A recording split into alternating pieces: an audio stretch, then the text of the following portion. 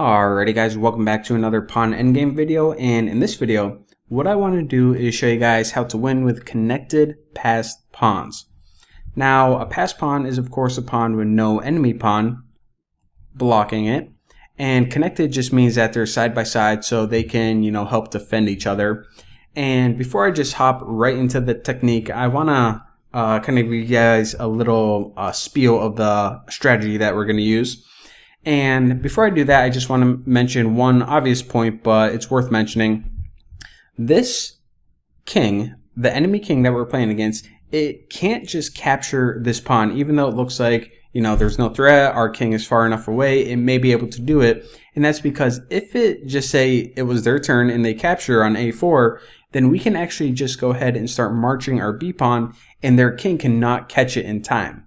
So that's an important point to take away in this position. They obviously can't capture this forward pawn because it's protected, and they can't capture the rear pawn because then the forward pawn, the more advanced one, will have time to run away and queen.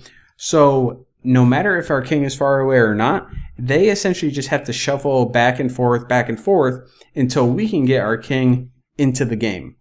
So our plan is essentially to set up a system like this. We ideally want our king right next to these pawns, defending both of them. And it's this king's main job to protect the rear pawn. Now it's the rear pawn's job to protect the more advanced pawn. So now that we have this little three-piece system, we're just going to keep gradually marching it forward and forward, being careful not to stalemate the enemy king. Now, I actually picked this example specifically because advancing connected passed pawns in the center of the board is actually kind of easy. Rook pawns are a little bit more difficult because you have to be careful not to stalemate the enemy king, trap it into a corner. So once we learn how to master this technique with the rook pawn, then the center pawns are just going to be a piece of cake. So let's just go ahead and get started. The first thing I want to do is start marching my king towards this b4 square, the ideal square for my king. So I'm going to play b2, and let's just say they play b6. Again, they don't have a lot of really great moves. So now I'm just going to go ahead and play b3, one step closer. And now they noticed, okay, so you obviously want to move your king here. I don't really like that plan, so I'm just going to go a5. So now we obviously can't go b4 at this moment because it's controlled by the enemy king. However, what we can do is just play c3. So now this pawn is protecting these two squares. This pawn is protecting this square. And our king is protecting all of these squares, b4, c4, and d4. So they only have one move, and that is retreating back to b6. And now that we force the king to move away from b4, what we can do now is sneak our king right into b4.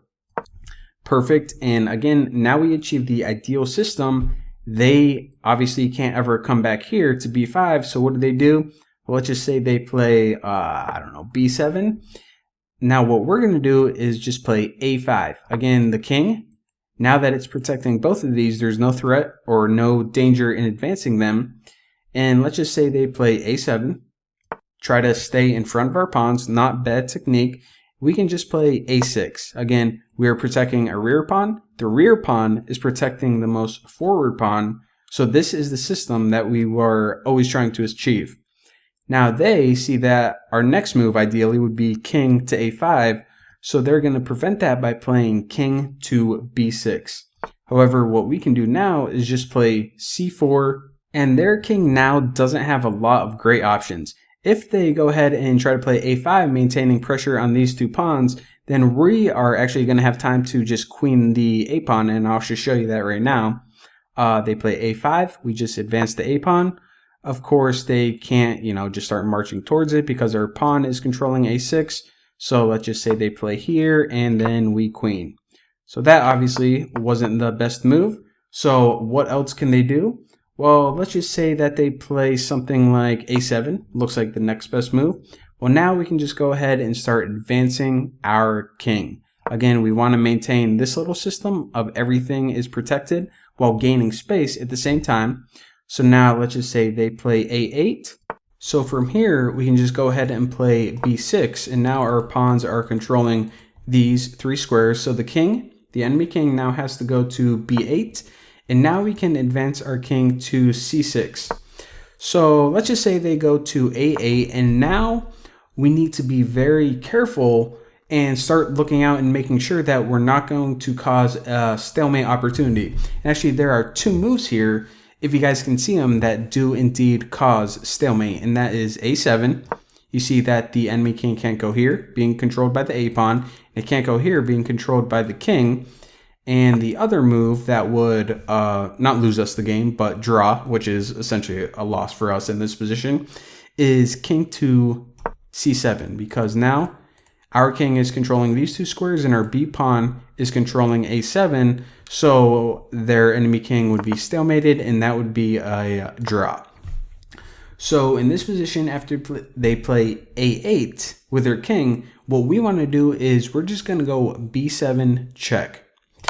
Now, they can try, if they want, to just play b8. Again, if they play a7, then what we can do is we can just march our king to c7, and that's going to force them to capture on a6 when we can promote.